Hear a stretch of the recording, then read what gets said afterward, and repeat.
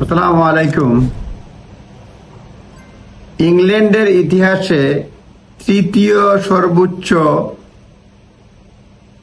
Financial settlement ডিভোর্সের ক্ষেত্রে হয়েছে, সেটা সংক্ষিপ্ত স্টোরি বলবো।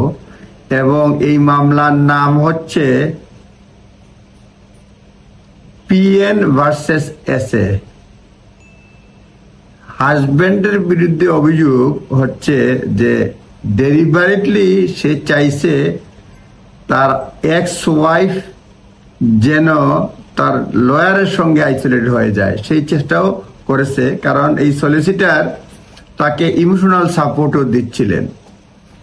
A family court judgment found in what understood to be third largest divorce settlement in English legal history.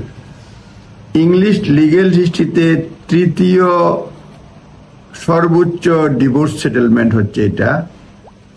Mister Justice Cobb awarded wife PN £273,778,588, around 44% of marital asset. এটা হচ্ছে English হিস্ট্রিতে তৃতীয় সর্বোচ্চ ডিভোর্স সেটেলমেন্ট, যেখানে ওয়াইফকে 44% marital asset দেওয়া হয়েছে এবং এই অ্যাসেটের ভ্যালু 230 মিলিয়ন পাউন্ডেরও বেশি।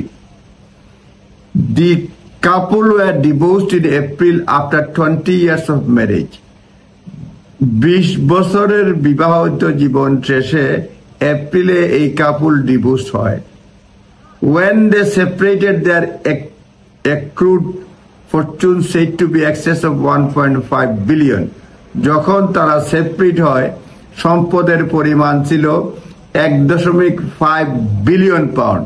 সম্পদের পরিমাণ ছিল 1.5 বিলিয়ন পাউন্ড এবং বর্তমানে যেটার মূল্য 460 থেকে 540 মিলিয়ন পাউন্ড। এবং লিগেল কস্ট এটা হচ্ছে 5.5 মিলিয়ন পাউন্ড। লিগেল কস্ট বুঝে, লয়ারদের cost 5.5 million, 5.5 million pound. The judgment in PN versus SA said, PN versus SA মামলা ইংলিশ লিগেল হিস্ট্রিতে তৃতীয় সর্বোচ্চ সেটেলমেন্ট, যেখানে ওয়াইফ পাইছে 230 মিলিয়ন পাউন্ডেরও বেশি, 44% অ্যাসেট, বিয়ের সময়কাল মিনিমাম 20 বছর। Husband SA A serial entrepreneur, wife made post-nuptial agreement in 2023. However, judge found agreement was not একটা post-nuptial agreement ছিল 2023 সালে শেষের দিকে, but judge found the agreement was not a complete or concluded agreement. Agreementটা complete এবং মানে concluded agreement না।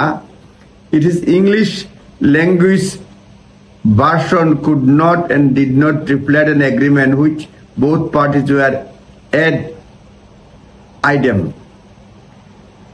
জাজ বলছেন যে husband use scare tactics which cumulatively had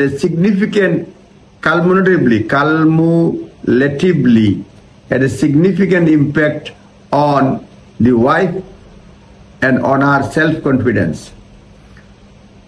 self কনফিডেন্সের উপর প্রভাব ফেলবে এটা বলছেন। তো মোট কথা যেটা হচ্ছে, এই মামলাটাই মনে রাখবেন, awarding wife more than 230 million pound, 230 million পাউন্ডের বেশি ওয়াইফকে দিয়ে জাজ বলেন, আমি satisfied from all that I have read and heard, আমি যা পড়ছি এবং শুনছি, that the wife was ultimately place in position of obvious disadvantage, ওয়াইফকে ডিসঅ্যাডভান্টেজ পজিশনে ফেলা হয়েছে, without the ability to exercise a real self determination, wife self determination করার এবিলিটি দেওয়া হয় নাই, অর ফ্রি উইল, অথবা ফ্রি উইল মানে স্বেচ্ছায় দিতে পারতো না, in relation to the negotiation in 2022 and 23 on the division of marital asset। 2023 সালে যে পোস্ট নেপসিয়াল এগ্রিমেন্ট হয়েছিল, সেইখানে স্ত্রী ফ্রিলি কথাবার্তা বলতে পারে না এই পোস্ট নেপসিয়াল এগ্রিমেন্টের সময়। এইটাকে সেই জন্য কোর্ট যথাযথ গুরুত্ব দেয় নাই, কারণ এটাকে কনক্লুসিভ এগ্রিমেন্ট বলা হয় নাই। এই হচ্ছে মোটামুটি আপডেটটা হচ্ছে ইংলিশ লিগ্যাল হিস্ট্রিতে তৃতীয় সর্বোচ্চ ডিভোর্স, যেখানে 230 মিলিয়ন পাউন্ডের বেশি পেয়েছে ওয়াইফ, 44%। ইনিশিয়ালি তাদের সম্পদের পরিমাণ ছিল 1.5 বিলিয়ন পাউন্ড, এবং যেটা পরবর্তীতে 460 থেকে 540 মিলিয়ন পাউন্ড হয়েছে। লিগ্যাল কস্ট হচ্ছে 5.5 মিলিয়ন। আপনার নিজ দায়িত্বে দেখে নেবেন। ধন্যবাদ। আসসালামু আলাইকুম।